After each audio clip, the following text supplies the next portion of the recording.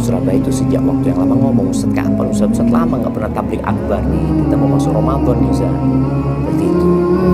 Subhanallah, anak ada jadwal ke Ternate di hari Jumat pagi. Akhirnya saya sampaikan teman-teman, anak insya Allah mau ke Surabaya. Fadl antum kalau mau bikin kajian. Akhirnya mereka rapat, bismillah Ustaz, insya Allah kita bikin tablik akbar. Akhirnya ya sudah, ketika mereka menyampaikan itu, anak siap. Temanya juga sudah dibuat ya. Mereka berkaitan dengan hari akhir, hari pembalasan ya. Tujuannya ya untuk memberikan semangat teman-teman memasuki bulan Ramadan.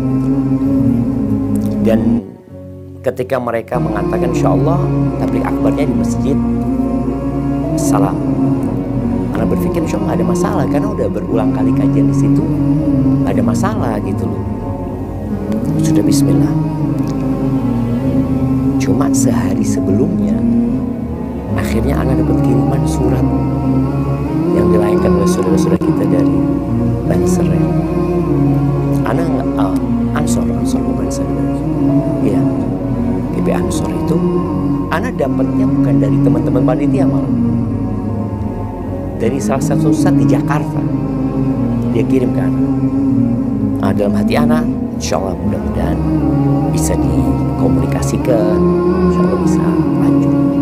Akhirnya anak tanya sama teman-teman saudara, gimana? Insya Allah Ustaz, aman Ustaz, seperti itu. Sebenarnya kalau nggak jadi pun ya nggak apa-apa, mau gimana kalau memang nggak bisa dilaksanakan. Dapat informasi, kata mereka insya Allah nggak apa-apa, tapi Ustaz nggak boleh nyampaikan ini itu macam-macam lah. Bismillah lah, kita memang akan membahas tentang hari kiamat. Jadi teman-teman di Surabaya nyampaikan Ustaz nanti sebelum ke masjid kita mampir ke rumahnya ketua yayasan, kata dia. Oh bismillah. Kita sampai ke rumah ketua yayasan, disitulah dia sampaikan bahwasanya nggak bisa caranya Ustaz. Itu ada keberatan dari teman-teman GP Ansor. Padahal tadi malamnya sudah aman gitu, tapi ada rapat ketua yayasan sempat sampaikan kepada mereka, apa nggak bisa diskusi lagi? Kok kayaknya nggak ada jalan untuk diskusi. Makanya kalau tadi yang disebutkan ketua yayasan itu kan menyampaikan apa nggak bisa ada komunikasi lagi, kata mereka nggak udah untuk yang sekarang, kata mereka mohon dibatalkan. Kalau memang ada hal-hal yang mereka tidak inginkan anak menyampaikan, ya anak tidak akan sampaikan. Kalau memang hal itu ini dapat memecah belah, ya sudah, itu anak akan tahan diri. Tapi kan ada hal-hal yang mungkin bisa duduk bersama, ada hal-hal yang kita perlu toleransi. Kalau mungkin dikatakan, ya mungkin sebagai teman-teman anak dikatakan intoleransi, ya anak minta maaf kalau ada mungkin ceramah-ceramah anak yang dianggap intoleransi, dan anak siap gitu loh. Ketika memang harus dicabut ucapan itu, harus minta maaf, ya itu yang kita inginkan. Jadi kalau pembatalan itu sudah beberapa kali, jadi kalau bisa dilihat persentase ditolaknya ya nggak banyak ya, nggak banyak. Artinya anak berbaik sangka, kebanyakan saudara-saudara itu nerima sebenarnya dengan perbedaan yang ada, nerima. Sehingga mereka ada ceramah di mana-mana juga nggak ada masalah gitu. Dan di Surabaya di tempat yang ada dibatalkan sendiri itu pun udah berulang kali. Karena kan saudara-saudara kita dari Ansor melihat ini kok masih ramai masjid ini, berarti kajian akan berlangsung ini, seperti itu. Sedangkan anak nggak ada di tempat itu. Anak di rumahnya ketua yayasan, bersama ketua yayasan sampai sholat maghrib di situ. Sama sekali anak nggak ke masjid gitu. Kalau mereka beranggapan kajiannya berlanjut, enggak. Dan bayangin ya, ketika ribut di masjid itu sama-sama saudara ribut, sama-sama muslim. Jadi kalau mungkin yang di sana teriak Allahu Akbar, di sini teriaknya sama juga Allahu Akbar. Loh memang satu lulan. Maka anak berpikir bismillah, kalau memang keberadaan anak menjadi polemik, ya anak atur sudah. Kalaupun ada yang tidak suka, ya wajar lah. Karena kita nggak mungkin bisa membuat semua orang suka sama kita. Nggak mungkin. Nabi aja alaihissalatu wassalam dilemparin batu. Diusir dari Mekah, dari kota yang paling dicinta, diusir. Tapi beliau berhenti? Ya enggak. Tadi bumi Allah ini luas gitu. Kalaupun mungkin kita di tempat ini nggak diterima, mungkin di tempat lain ada. Dan sekali lagi, tadi kalaupun ada yang menolak, tapi juga ada yang menolak. Dan kepada yang menolak, Anda minta maaf tentunya. Boleh jadi tadi memang Anda salah gitu. Cuma ada orang yang nggak merasa bersalah. Boleh jadi karena salah, tapi yang jelas kita nggak boleh berhenti berdakwah. Anda sering sampaikan, umat Islam saat ini nih berada di titik yang sangat lemah sekali. Jumlah mereka banyak, 2 miliar juga.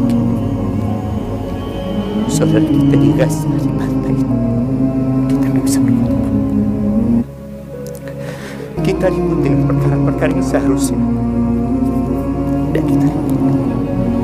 Kalaupun ada perkara-perkara ilmiah yang harus didiskusikan, bisa diskusikan. Sedangkan kita ketika ceramah, ya, ketika Anda menyampaikan ceramah, tujuannya mengajak orang kembali kepada agamanya. Apa tujuan lain? Gak ada sebenarnya. Dan harapan kita memang kita bareng-bareng bersama semua ormas yang ada, bersama semua yayasan yang ada, semua ustadz yang ada, bagaimana mengajak umat kembali kepada agama. Tapi ketika umpamanya ceramah nggak bisa, sedangkan kita tujuannya tadi mengajak umat untuk kembali kepada agama, ya ada kesedihan gitu. Tapi ya mau gimana lagi, kadang-kala persaudaraan tadi anak harap itu lebih penting daripada kita harus ribut, apalagi kalau terjadi baku hantam di antara saudaranya. Siapa yang ketawa, siapa yang gembira gitu. Kita dalam posisi yang seharusnya ya bergandengan tangan dalam perbedaan yang ada, selama perbedaan itu bisa ditoleransi ya. Tapi bukan berarti kita tidak saling mengingatkan. Insya Allah kita bisa mengajak umat bareng-bareng menuju kepada Allah, menuju kepada agamanya. Ini loh agama yang Nabi SAW sampaikan, kita akan dihina. Yang jelas kita semua bersaudara dalam perbedaan yang ada, selama perbedaan itu tidak mengeluarkan orang dari Islam, ya dia saudara kita. Sebenarnya anak ini sangat senang sekali kalau mereka manggil anak. Gak pernah ada panggilan itu. Yang ada mereka membatalkan kajian kepada penyelenggaranya yang mendapatkan surat itu. Di Jember ini alhamdulillah kita pernah mengadakan pertemuan dengan waktu itu di mediasi sama MUI sama Kapolres. Kita bertemu dengan semua unsur NU yang ada di Jember ya. Ya alhamdulillah, artinya perbedaan itu ada, nggak bisa dinafikan. Perbedaan itu ada. Tapi ketika kita kumpul, maka yang harus lebih ditonjolkan itu ya persaudaraan kita sesama muslim.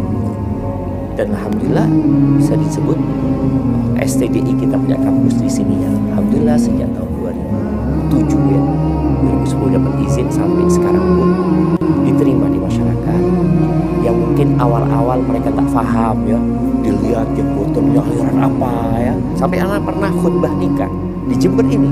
Ketika khutbah nikah, saudaranya, sahabatnya ayah, ngomong dia sama ayah anak, please, kata dia, tadi orang-orang ketika ngelihat anaknya itu ceramah, lu itu teroris tekondi. Jadi ada yang mau framing ke sana sehingga orang yang nggak paham kan jadi benci. Tapi karena dianggap dia itu memiliki pemahaman yang menyimpang, dikatakan kalau sholat masjidnya dicuci, ada isu-isu yang beredar yang sebenarnya tidak benar gitu. Ketika dikonfirmasi, sebenarnya nggak ada masalah. Jadi sebenarnya kembali kepada apa sih definisi dari radikal, teroris, umpamanya. Kalau HTI mungkin jelas ya, sebuah ormas yang mungkin di Indonesia sudah dilarang. Jelas karena tidak ada hubungan apa-apa dengan HTI. Kalau bicara radikal dan teroris, mungkin gara-gara framing yang diberikan kepada jenggot dan jingkar. Dan ketika hanya itu, karena belajar agama terlalu dalam, akhirnya orang jadi takut belajar agama. Karena takut jadi radikal. Padahal yang jadi radikal dan teroris itu biasanya yang belajar agama sepotong-potong. Apa yang dikhawatirkan oleh mereka sebenarnya Anda juga nggak terlalu memahami. Kalau mereka menyampaikan ceramah anak itu provokatif ya. Kemudian di situ ada ujaran kebencian. Mungkin di beberapa surat itu ada, karena anak dibatalkan bukan hanya di Surabaya, pernah di tempat lain seperti itu. Ada apa yang disebutkan ya, memecah belah. Kemudian tapi yang jelas mereka tidak menginginkan keberatan itu, karena ya boleh disebut anak ini nggak baik lah dari sisi penyampaian mungkin ketika membahas tentang perbedaan. Tapi yang jelas anak dulu pernah berbuat salah ketika anak masih kuliah dulu. Ketika anak pulang dari Madinah itu 2013 anak mulai ceramah di mana-mana. Sempat ada penolakan di Malang waktu itu. Mereka nolak. Akhirnya kita adakan rapat, anak hadir juga. Anak sampaikan, anak minta maaf. Artinya memang anak salah, anak sampaikan, anak salah, anak minta maaf. Dan siapa sih yang tidak berbuat salah ya ketika kita salah ucap. Artinya alhamdulillah masalah-masalah yang dipermasalahkan itu udah clear gitu. Sehingga anak pun berusaha untuk lebih bijak lagi menyampaikan ya. Kalaupun kadang-kala ada kata-kata anak yang kurang baik, ya alhamdulillah teguran dari teman-teman itu juga masuk. Akhirnya anak memperbaiki hal itu. Kalau secara tulisan yang mereka khawatirkan itu keberadaan anak itu, ya seperti yang di surat itulah. Ya disebutkan di sini ceramah bersifat provokatif dan adu domba. Ini sih kalau dilihat dari surat yang mereka sampaikan. Kemudian mungkin ada di surat yang sebelumnya itu ada tuduhan radikal ya atau macam-macam. Ya sebenarnya apa yang tulis sama teman-teman kita, itu sama saudara-saudara kita, itu menjadi bahan renungan. Apakah anak seperti itu? Ya moga-moga kita harus memperbaiki. Seorang muslim itu bukan orang yang suka berbuat salah kemudian ngeyel gitu. Walaupun salah nggak apa-apa, sudah penting itu pendapat anak. Nah, kalau kita salah kita harus perbaiki.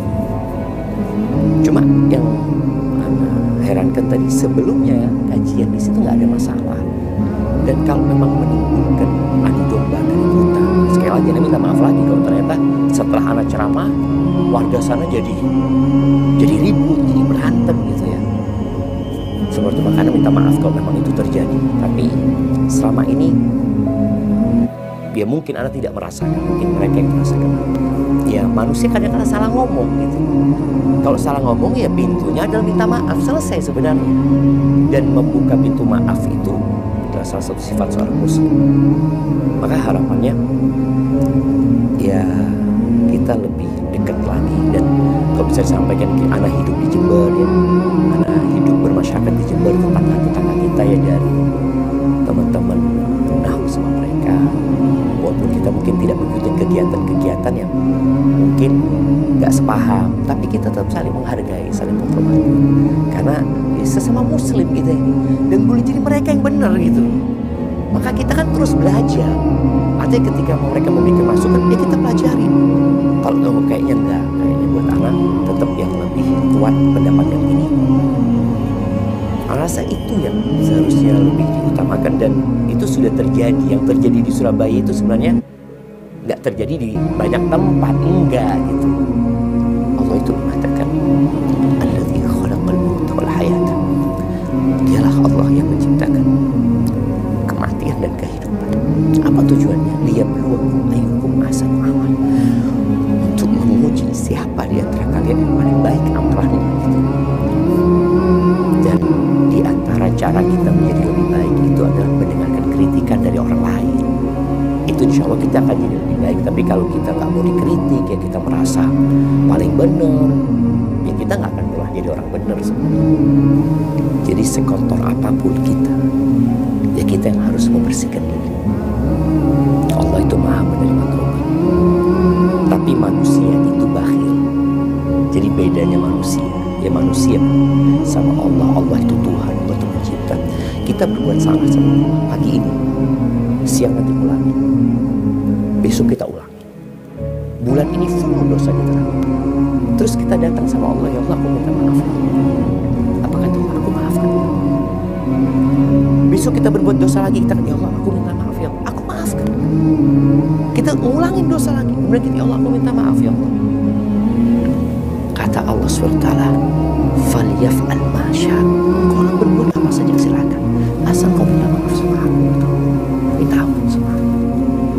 Dan kalau memang suatu saat kalau mungkin ada yang menolak kehadiran anak, mohon anak dipanggil untuk dibina, untuk dikasih tahu. Kalau ternyata ada memang hal-hal yang harus anak perbaiki, anak akan perbaiki. Tapi kalau ternyata ada perkara-perkara yang memang ada ruang untuk beda pendapat, istilah kita saling menghormati, saling menghargai. Jadi jangan sampai Islamnya ini rusak gara-gara masalah-masalah yang memang ada ruang untuk berbeda pendapat. Kalau sampai akhirnya memang gak ketemu semua dengan pendapatnya masing-masing, ya sudah, kita saling menghargai.